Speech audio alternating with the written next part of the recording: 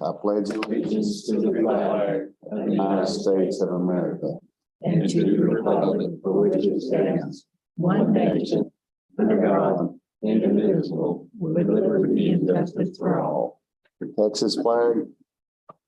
Texas, honor the Texas flag. I pledge allegiance to thee, Texas, one state, under God, one and indivisible. Let's pray. Lord, thank you for your blessings. And this great country is a blessing. Thank you for lifting up those that need help. Lord, watch over our first responders, law enforcement, and military. As always, protect those who serve our country. Empower us to do a good job for our taxpayers. Amen. Thanks, Gary. We might need to keep Dalhart in our prayers too. This week, I think today is the funerals for the firefighters that were killed. Okay.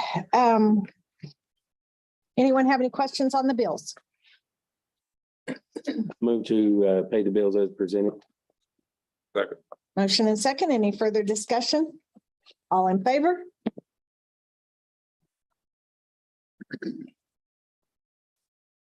Don't have any payroll today. We do. We do? Oh, you got it? Mhm. Well, I'm sure I got it. Oh, yeah. Yeah, she sent me the email. Yes, okay. So, and everyone should have got a copy of that email, the payroll. Yeah. Okay, I have a motion to approve the payroll. Make a motion to approve payroll. I'll second it. Motion and second. Any further discussion? All in favor? Item 5, any additions or corrections to our previous Commissioners Court meeting? No corrections to September 26th meeting. Okay, thank you. Item 6, any public comments? Item 7, consider, discuss, approve any and all items necessary or pertaining to the county jail. Anything, Monica? We will be having to switch this month from Sparklight. They called and notified us that they do not offer cable anymore. I guess they're going to strictly internet. So we are having to switch to DirecTV, but it's one of those things that commissary pays for. So it won't affect the budget or anything. Okay. That'll happen about the 18th of this month. Now I have my count. There's 49 inmates, 40 males and 40 males and 9 females, and then we have a male in Parson County. Okay, thank you. Item 8, consider, discuss, approve any and all items necessary or pertaining to the county courthouse. I don't have anything out of the ordinary. Good. Any update on the elevator? No, they're still waiting on the last of the parts. Okay, Maybe they gotta have all the parts before we start this. Sure. And they don't have them 100%.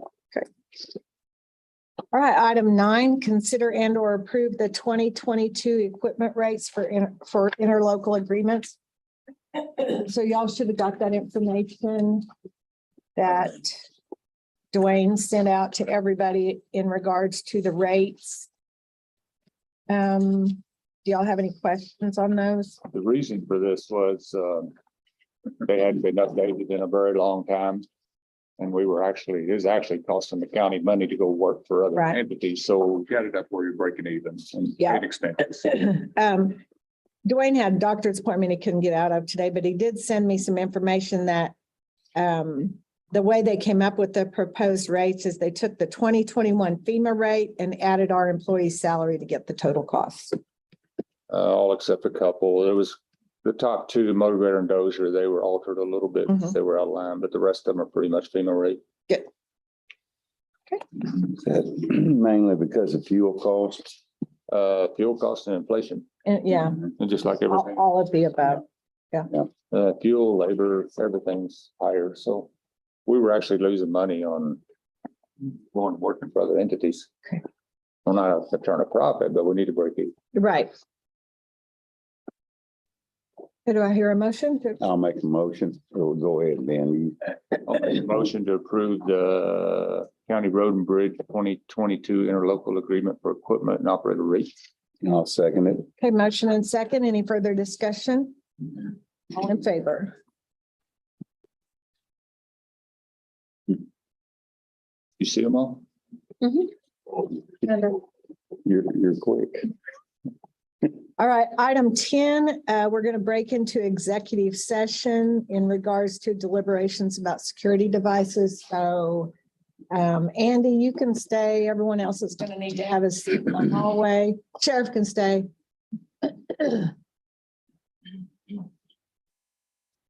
Craig, you can stay if you want to. May need to give us some.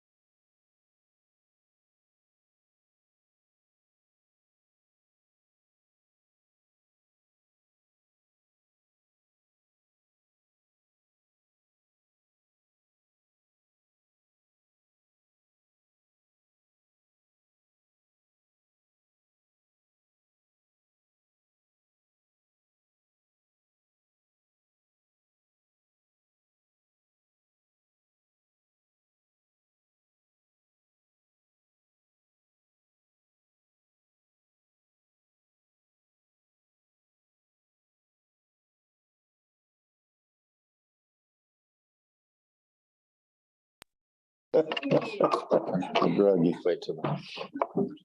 Went out at 9:36 So take your time. and came back in session at 9:55. Okay. Ben, please sign in. Okay, item 11 on the agenda is to consider and or approve the ARP grant projects. So our first grant project is from the Sheriff's Department in regards to the program that they're wishing to purchase. Y'all have that information in front of you. Do I hear any motions? Make a motion, we approve the software purchase for the fee fund. So Okay, we have motion and second. Any further discussion? All in favor?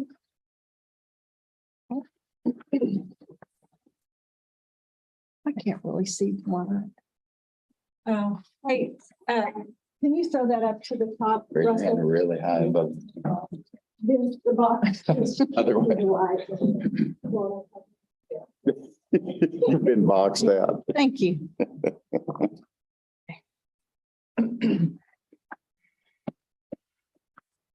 All right, our next ARP project is just an update from the United Way on the mental health services. Who wants to speak to that? Julie? Want to give us an update on where we're at with that? You can step up here so we can all maybe hear you a little better.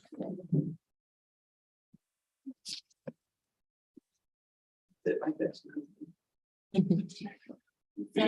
Close that. well, first of all, I just apologize. I was waiting to hear back on what we needed to do to proceed forward. So just sorry that y'all thought we were not interested or not doing anything. We've done a lot since we came in here. I was looking back over things and we submitted this grant back in November of last year. And it's taken a while to get to here, but in a way, it's kind of been a good process for us and that we're figuring out what we need to do. So just want to kind of let you know, maybe you don't quite understand the task force or where we're going, what we're trying to do. So Amy Blanza is here with me today. She's one of the team leads on the task force. So what we did when we created this task force about 2 years ago, once we kind of got into it and we're trying to decide where we were going to go, we knew we needed some leadership. And so there were 4 ladies that stepped up to work with me. Alex Galley with Trevor Therapy, Amber Buchanan, juvenile detention, is that her? Juvenile probation. Juvenile probation. Amy Blanchett, she's with the schools, and Jen Cavos, and she works with the college. And so they're just kind of helping lead the task force and getting a direction of where we're going. So when we wrote this grant a year ago, we were fairly new. And one of the things in there that was questioned was the relationship with Ken Haney. And so we wrote this on, I have it in my phone, my phone's over there. Like November 9th and on November 16th, I had had a meeting with a few of the area pastors and Dwight was there. I did bring Ken Haney in just to kind of see if he was someone, the pastors are wanting a faith-based counselor in town. And that's a hard thing to come up with in looking to try to find someone with a faith-based education. But at that meeting, after we met with him, he just told me he was not interested in coming to Borger. He had a practice in Amarillo. He also went to Burford, and he did not have the time to come to Borger. Therefore, that's why he knows nothing of what we're trying to do, because he told me no, right? We met with another man, also out of Amarillo, and as I visited with him, what his plan was to come to town, find someone local, and help them set up shop. And I thought, well, why do I need to pay you money to do that? I don't need that help. So the lead team, they kind of had a hard time. We were trying to set up to where they might kind of interview him and just had a hard time getting them together. But just, the more we got into this, that's not what we wanted either. In finding someone that doesn't want to invest themselves in here. So, Now, who was that, if you don't mind me asking? pardon, Who was that? his name was the Hispanic man. What was his name? It's been so long ago. It'll come to me. Pace was the partner, but he's no longer in there. He even spoke. The one with, Adrian Garcia or Gonzalez. Yeah, out of Amarillo. I can get you that name for sure. so it wasn't the recovery group that No. was on the application? Okay. No. Okay. No. Well, they probably were the recovery group, Pace is, but he and Adrian have split. And so they're no longer working together. I was just wondering if it was them because that was who the proposal you submitted was Right. from recovery. Right. Okay. And so when we sat down and worked with him, he was like, gosh, I have more than, here I am in new business. I have more than I know what to do. There's no way I can come to Border and give you time. So here again, someone from outside not wanting to do. And so I've just kind of been waiting to hear back because I don't spend money I don't have. If I don't know that y'all can reimburse me, this is not something we can move forward on. And so since then, there's a lot of ladies and a gentleman just kind of popping up that want to work here in Hutchinson County that are working on their hours for counseling. And I think that there's some things that we might could do to help them. The task force just hasn't proceeded forward on that because we're just waiting to make sure that the money's going to come through so that we can, it's kind of a catch-22 in that. Would you have to have a facility already then to do that? No, but there's some issues in the facility as well, in that when I met with the pastors, they thought they might know some people who might have some buildings that they might rent us or let us use, and it all came back no. So that would be another thing. You know, I approached the bank. I work in the Amarillo National Bank building and said, would you maybe just in-kind donation for a year or so? And she said, well, probably let me check. But then when she went and talked to them, they were like, that's probably not the type of clientele we would like to have coming in, especially after hours, because we know that there's going to have to be some evening sessions to be able to accommodate everyone in the community. And so just like, I don't know that we would be willing to have the bank building unlocked in the evening. So it's just not an easy fix. I think it's something that we can do. It's just a matter of figuring it out. So right now, Alex has progress therapy. She has 3 ladies that have come in and are kind of working part-time around her schedule. And so they're doing the best that they can, but at some point as their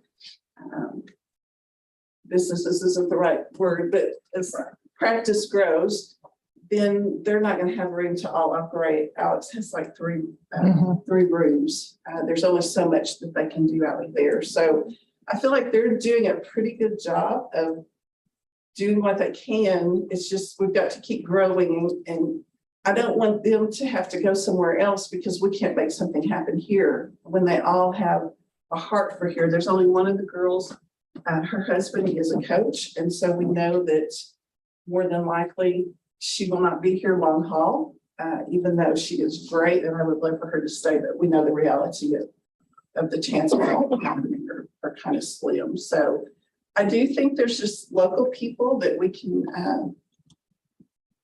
can help and assist. This just kind of keeps growing over this past year. I've just met a lot of different people.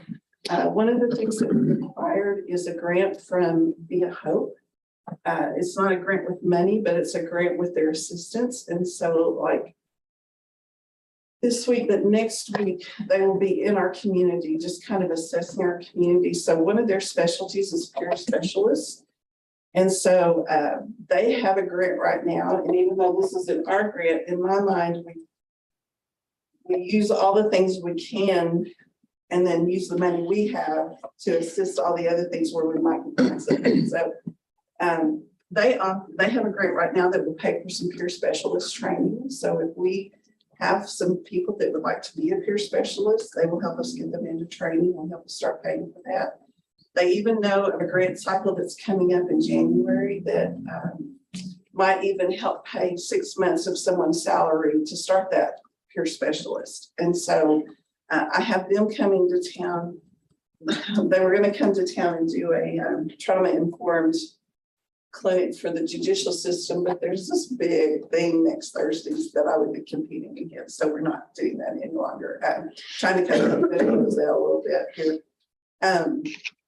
So they're just gonna kind of come to town, see what the needs of the community are and see what they can offer and see how they can be a help to us. So it's just things like that that we've been doing this past year. I also met a lady who was very interesting. After our dinner on Friday night, I received an email from Brianna Hudson, used to work for Judge Mosley, and she said, so my mom was at the dinner and she goes to church with a lady at Grace Fellowship here in town. It just so happens the lady has applied to WT's nurse practitioner program that has an emphasis with mental health. And so the email is just kind of, please pray for her because she's waiting to see if she's going to be accepted, but they only accept 10 people a semester. Well, we found out on Friday she got accepted to the program. So here's a lady in town that's going to be going through WT's nurse practitioner with mental health. And so here's another someone that's going to be in town. And that's kind of part of our big plan is that as I've been visiting with Dr. Holly, he said, Julie, my practice is so big, I can see people and I can put them on medicines if that's what they need, but there's no way I can walk the journey with them and oversee that. But if we had a nurse practitioner in town with that emphasis, then she can help manage that medicine and keep in contact with Dr. Holly, and we can make some things happen. And so I was in a Zoom meeting. I do not like Zoom meetings, but I was in a Zoom meeting and I met the lady that's over this program at WT. And so she's now working with me just to kind of help guide the task force in another way of, okay, these are all the things that you can do. And here's the knowledge that I have that I can offer you from that. Plus, she has set up the family care clinics that are in Panhandle, Claude, Boislet Ridge, and Bushland. And so those are her own private businesses that she has set up. And she's kind of the one that's helping us to think through this process of putting an outpatient facility here in the community. What does that look like? What are all the needs that have been there? So she's been through the process of putting her own business in. So to me, she's just a good guidance. Someone that could just make sure that if we continue on and do this, then we have someone with knowledge that can help gear us through this. Can I, Yeah, go ahead. I think there's a misunderstanding between the court and this program. Okay. We were under the impression that y'all had a plan and already had some stuff done. And there were just going to be a contract with Craig to oversee, and then the funds would be dispersed as needed. But as you talk, you don't have a plan. I do have a plan. You have a plan, but no tangible. Right, but I can't do anything unless you tell me I have money. I can't go out and hire someone unless we know that there's a commitment and a partnership here, right? Right. I mean, I think we did that originally.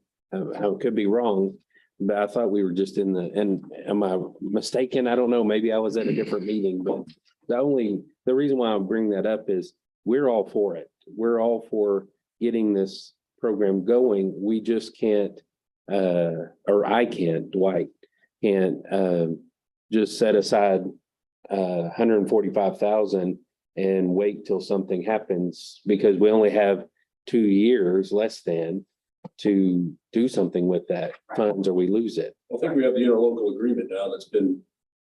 And- by Craig. And I That emailed was- each of you. That was created when we approved it. Yeah. Though. That was back from That March. was back- That was submitted with Yeah, the that was when we- application. So there wasn't anything different than that addendum. I've not seen an application. The 20 As a county. So, so That- that's the addendum to the original application. We don't have an interlocal agreement yet. Have that in 2 weeks, if you guys approve the ARP application. Because I don't think the ARP application has been technically approved yet with the addendum. That provides for the county to I thought- receive.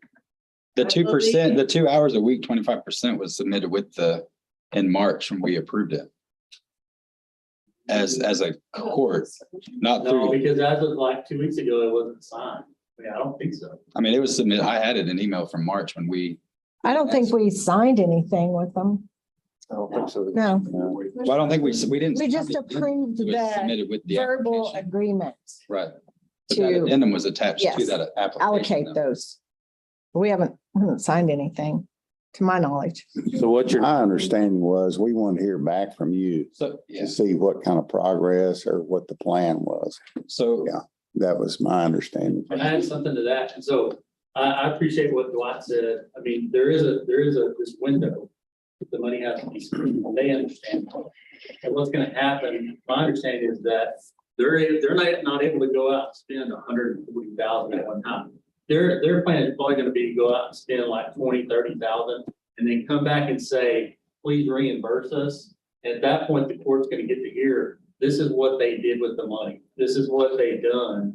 And the court's gonna say, okay, reimburse. And they've requested us to earmark 145 Right. for that project. I agree. So this, how, I'd like to give like Chris Prox first too, because there is a disconnect, I think, because we did say at the court, I mean, we're all for that.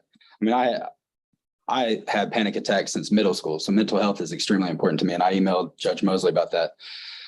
When we earmark 150,000 with unknown details, I actually called Recover Tree and he said that they hadn't heard back since October of 21. And so when Ken Haney and Recover Tree were the two main sources listed on that, and they aren't part of the plan, I have a problem with that of not removing the money, but just saying, when you guys get details about who we want to go with, how many hours we want, then come back and say that, because how we structured this for outside entities, you have to spend that money first and then be reimbursed.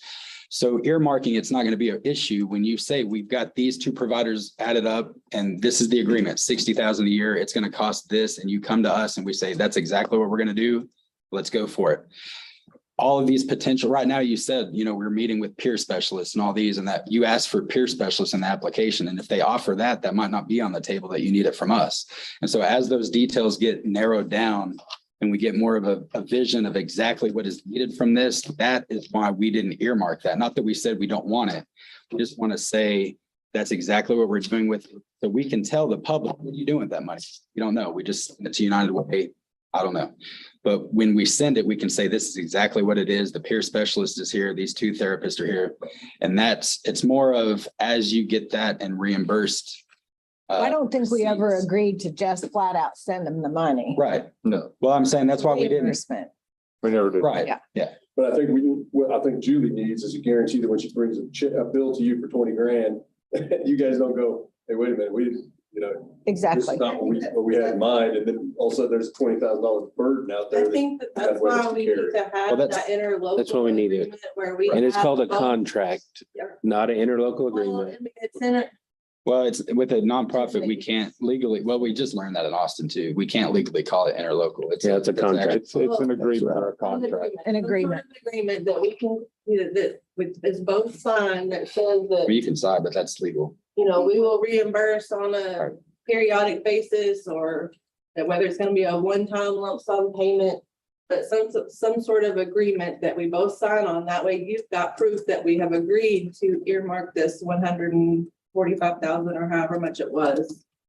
And Craig, you said you thought if we decide to proceed that you could have that to us within maybe next commissioners court meeting? And that would lay out all of the terms of the arrangement. So since Recover Tree and Ken Haney, Recover Tree's proposal is how you base that application, basically, when they said we need $1,000 a day to make it worthwhile. So since they're not in the picture. Right. We don't So know, I understand where you're coming from. we don't know what's needed. Should we amend that application? Well, that's why we decided not to carry it over, because when you guys got the details, it would give us a more accurate, these are the providers, this is exactly what they need, instead of just saying we're basing it off of a provider that's no longer in the picture. I think there was some miscommunication or misunderstanding, because I think Julie and our group was, should we encumber expenses without having some kind of sure thing with that reimbursement? And I think maybe that's where the miscommunication was. And if there's been changes, my question would be, I think Julie's would be, do we need to amend this to take out those original plans? Well, I would- when we said, let's release the funds, we said, let United Way come back to us with their new plan. I actually said those exact words. And so if there is something, then let them come back to us with their new plan. And so, Okay, it still has to come back to, there has to be the agreement, because we've not moved forward because we've not heard anything.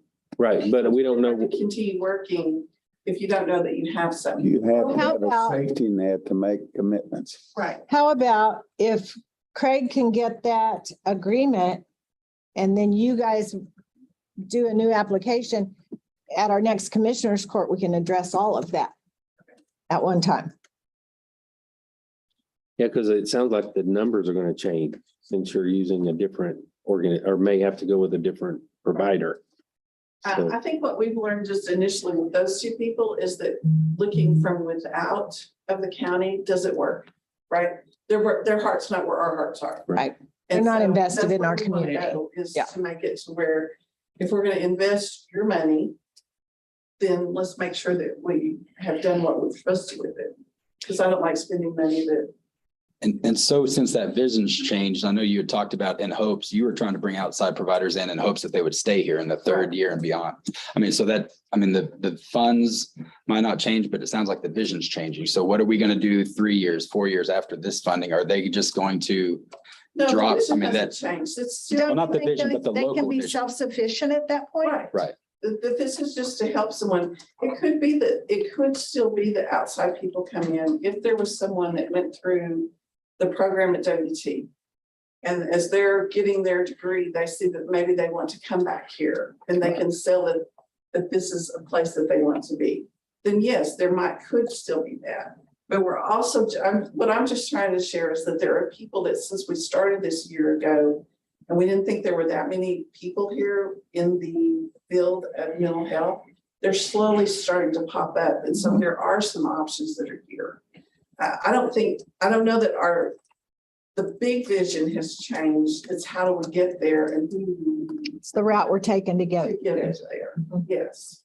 And again, I feel like I'm beating a trumpet. I don't know, I'm trying to be PC here, but the money's gone after initial, so the plan for year 3, year 4, year 5, I mean, to have a program set up like this that's helping our citizens and our people in our county, then the money's gone because we won't have it anymore.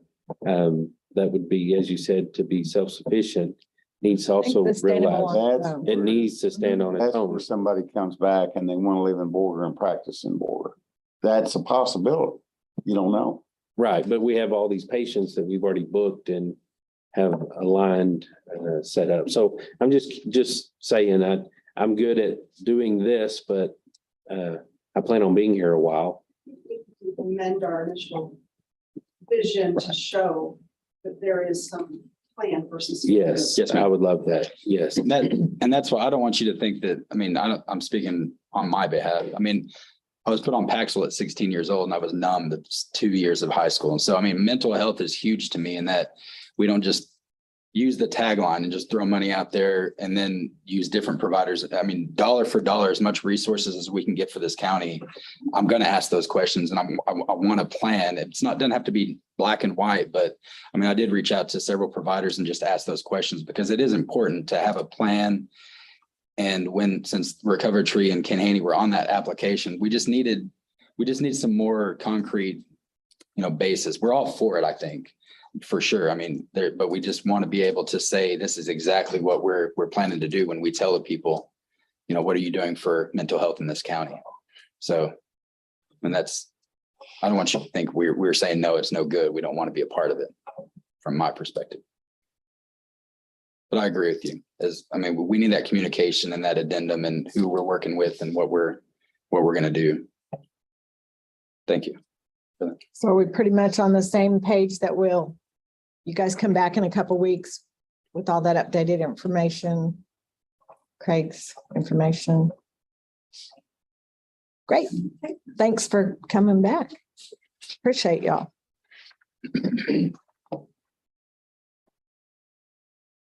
Okay, the only other project application we have Thanks, Julie. today is from the sheriff for some ballistic vests. So the majority of our ballistic vests are expired right now. They're very costly to do so. So that being said, after a certain amount of years, if they're not replaced, I'm not to say that they're still not useful, but they're rated for a certain amount of time to be able to be resistant to certain threats. Question. Why is that? I'm just dumb about it. I just don't know. I don't know the scientific details of it. In fact, I don't think that anyone. The material breaks down. Yeah, the Fibers come break apart. down, moisture breaks down with it. Are there any grants out there for this? Because, I see those a lot, not necessarily for that, but I see the body cam grant and There probably is. I didn't look into getting, I mean, there's certain windows that those open and those close. I just do know that we need to get, I mean, the last time we've been outfitted at the vest was when I was at the sheriff's office before, and it was in like 2017. So it's been a good 5 years.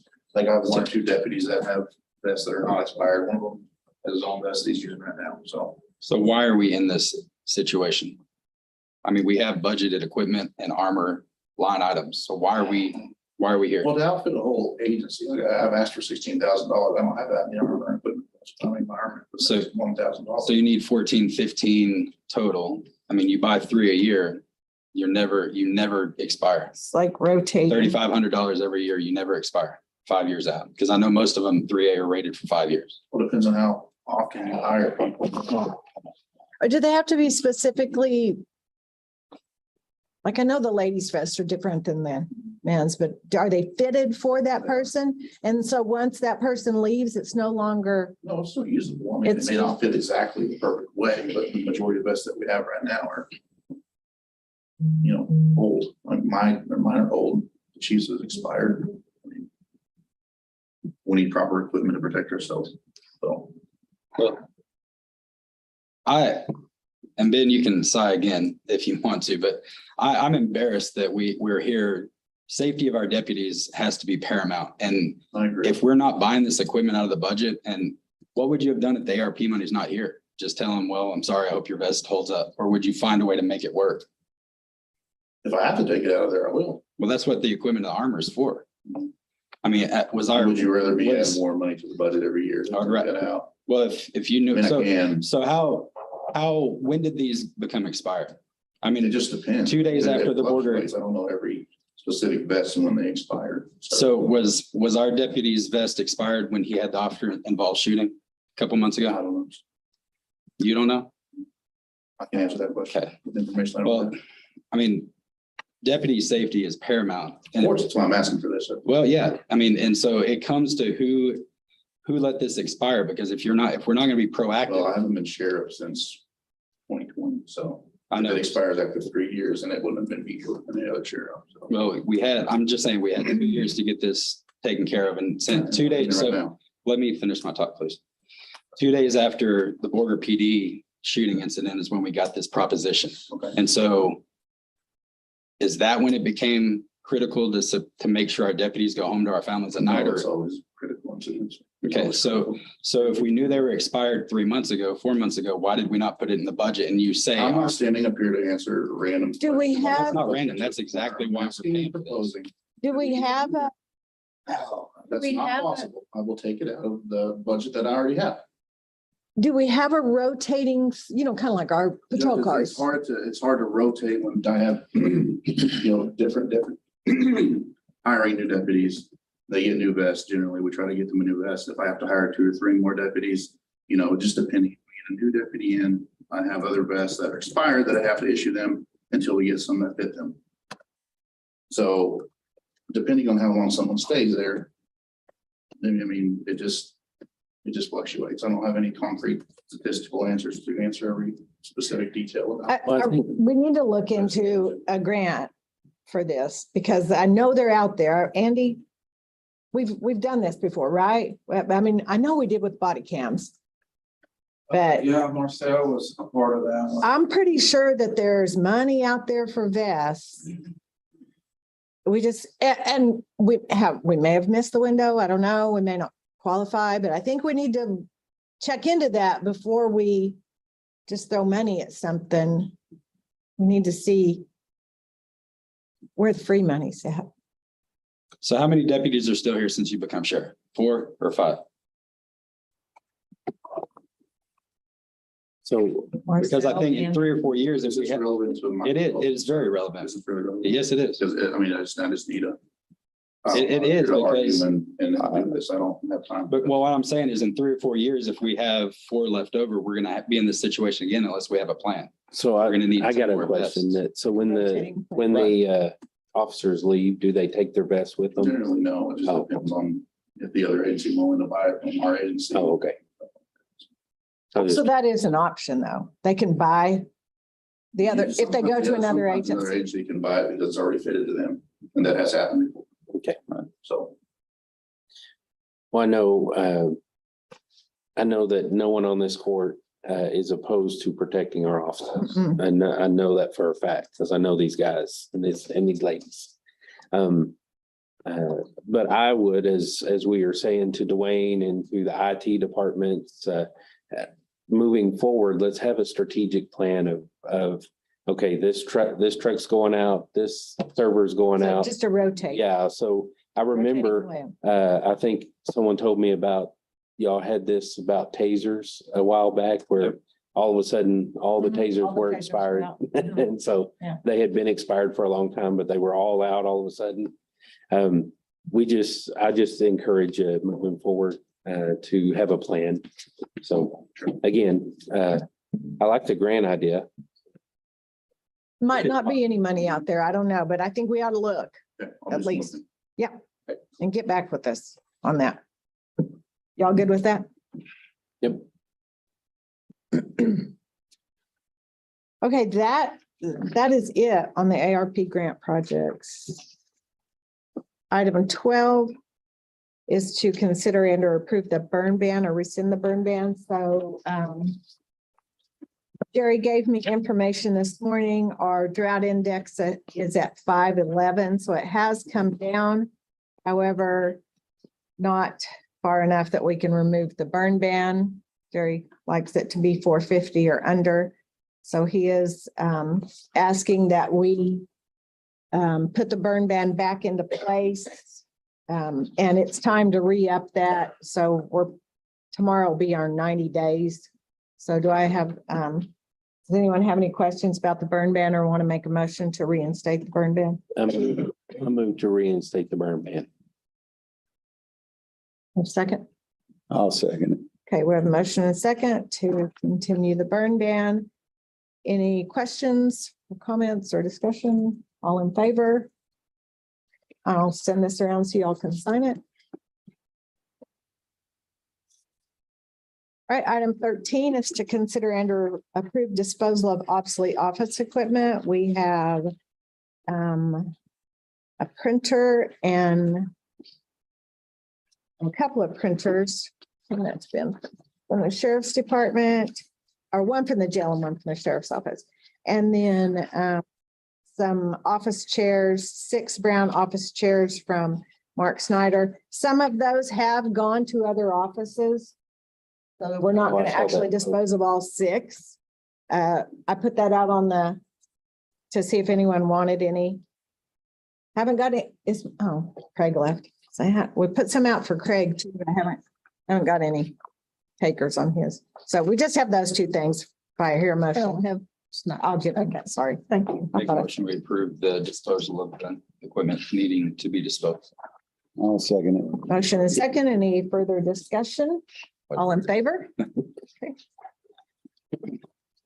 All right, item 14, accept certificates of completion from elected or I appointed. just have officials. a couple from Dwight Kirksey, Commissioner Precinct 2, certificate for counseling on access to lethal means workshop. And one ask about suicide to save a life workshop. Those are the only 2. Item 15, consider and or approve request for the use of the club rooms at the Border Library. Can I ask a question about those certificates though? Are those necessary? They're just my state counseling certificates. I would say probably not, Okay, because they don't, Pertain to count this. towards your professional hours for being a commissioner, correct? Because Yes, they're not approved. I guess, yes. So, Okay. Yeah. Well, I apologize for submitting it's okay. those, but it is a bragging right. it is. Do you guys got any club room updates? No, I don't. No? Okay, good. All right, item 16, consider and or approve line item changes, transfers and or budget amendments. I had a two, one is for the old fiscal year 22, just moving some money around to cover end of year expenditures. And then one is for the new fiscal year. We had some insurance proceeds come in that I needed to do a budget amendment on to cover the repairs for those vehicles that we have to file insurance claims on. And then to do some correction on some documents that I had on the original budget. It happens. And y'all should have got an email on this. Okay. Just Oh, you got them? I've got them. Yep. There your So- motion Oh, I was gonna move for both. that for both. Okay. To approve the amendments on both budget years. Yes, second. Motion and second. Any further discussion? All in favor? I do just want to point out that the ones that you approved, the typos were not on what you approved spreadsheet. The typos were whenever I put it into the actual sheet. Okay. So you didn't forget to add a zero somewhere. No. All right, item 17, consider and or approve advertising, opening, accepting or awarding bids. I didn't have any. Okay. Thank you. Item 18, consider and or approve donations to Hutchinson County. Anybody? I didn't get any. 19, accept reports from elected or appointed officials. I have the county clerk, district clerk, JP1, JP2, library, airport, Hutchinson County Child Welfare Board, and Dwayne Chisholm. Okay. Thank you. Item 20, discussion of county judges and commissioners precinct daily operations. Let me flood again. Yeah. I was about to say, thanks for quelling. So I since that, saw, ran into. yeah, since that water main broke and that border water main behind there broke, it created, I found the leak, luckily. So it is behind the wall, but it created it like a river through there. So that the gradual rain through there, it flooded. We had a Apollinar up there the last 3 days, pulling the water out. That much rain. No, we didn't. But you know, when that much water from the water main goes through there, it creates that. Yeah. So I have a video that I'll show you after the meeting, but I heard water dripping and I pulled the trim away from the back wall and kind of poked over where some of the woods rotted away and the sediment came through. So, I mean, it's created a whole path. But the good thing about that is when that project is scheduled, it should fix that, because that we were wondering if it was coming through the ceiling or where it's coming from. But since it's coming from there, So do we have the project scheduled yet? Bryant, I texted him all week next week. He said today he'll get back with me because Okay. Rudd Palmer and them were out for vacation while we were in Austin. Okay. So I texted him that day that we approved it and said, get it scheduled. Let's go. I'll touch base with him again today. Okay. But the only thing that makes me nervous is once we start excavating back there, if we do have a ton of wall damage, that might not turn into a good thing. All right. So I'm gonna try to get Open Range over to look at that actual leak spot and see what they think about the integrity of that wall as well before we do the project. We don't need it falling off like the Absolutely not. library did. I'll say that. Yeah. So, yeah, that's where we're at on that. So I got to spend several hours up there over the weekend. Okay. Now I've got some news about the airport. Okay. TxDOT was up here, Stephanie with TxDOT was up here and they inspected the runways. They do that several months after they're built. Uh-huh. Everything was okay. Oh, good. We got buyers coming in to fill in cracks, seal the cracks. We usually use them. They're coming in to do that. The fueling station, you have to replace the filters there. It's required by Phillips. So they're $3,000. Well, with the ramp grant that y'all approved, it'll be half that. So That's why that ramp grant is important. You know, things like that that we have to have. So I just want to let y'all know. Trying to stay on top of it. Good. We have, I don't know if this is, since it's just my precinct, but we have 5 failures, which is full failures of septic in precinct 2. And our strategic plan our plan with that stuff is when we find that a property is running their sewer onto the ground, we go to the water authority, whoever that may be, if it's in Bugby or the city of Fritch, and we ask them to suspend their water supply. Legally, that's what we can do. And so the city of Fritch helps us with that, as well as Jackson out of Bugby. They're very Glover, I think it's his name, Jack Glover. They help us suspend the water till they fix those failures.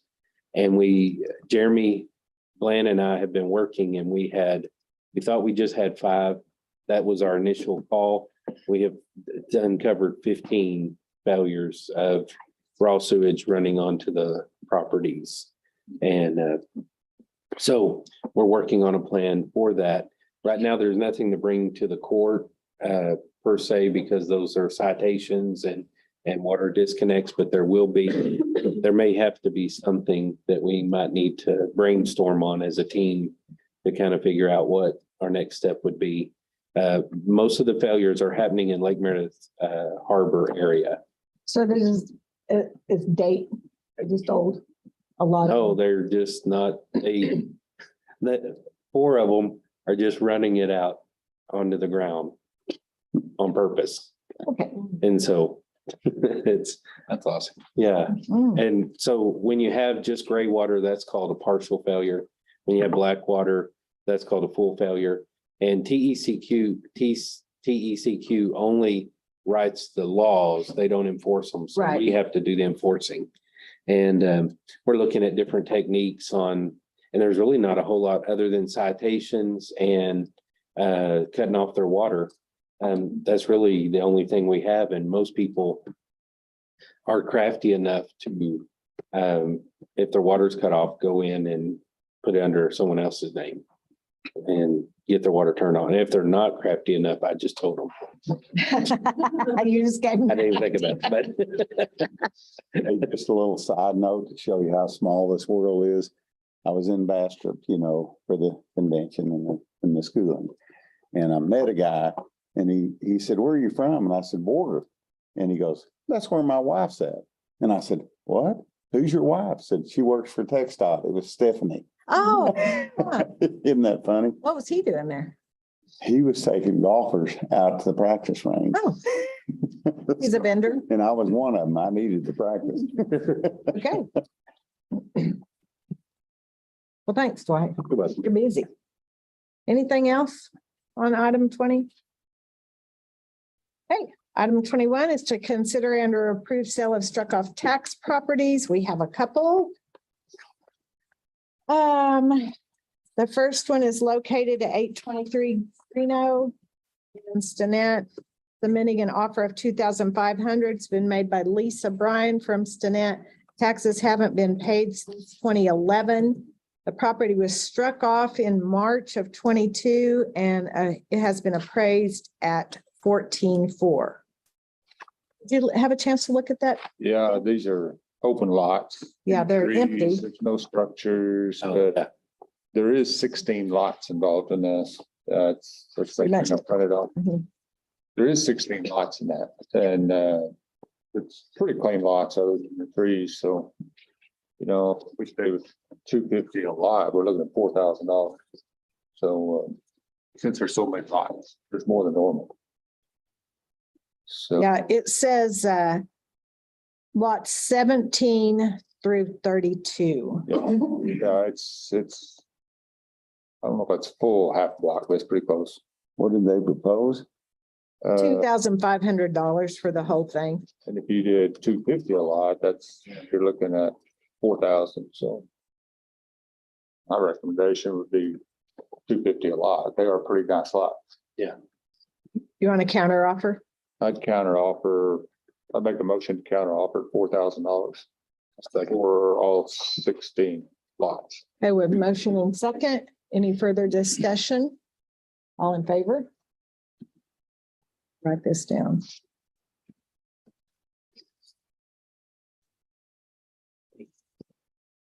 Okay, and the other property is from TCG, and it is a tax deed. The property is Communities. at 1411 Baker. So looks like the appraisal value is 3150.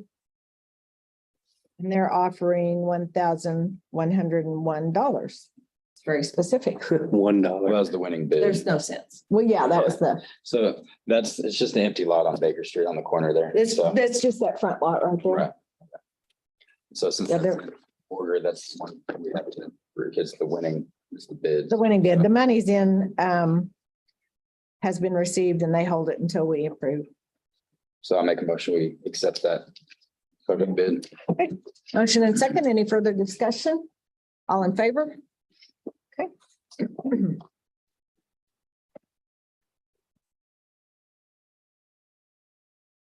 Okay, those are the only two tax deeds. Anybody have anything else? Do I have a motion? Yes, you have a motion to adjourn. At 10:45-ish. Okay, do I hear a second? Motion and second. All in favor? Okay, meeting adjourned. Thanks for coming, y'all.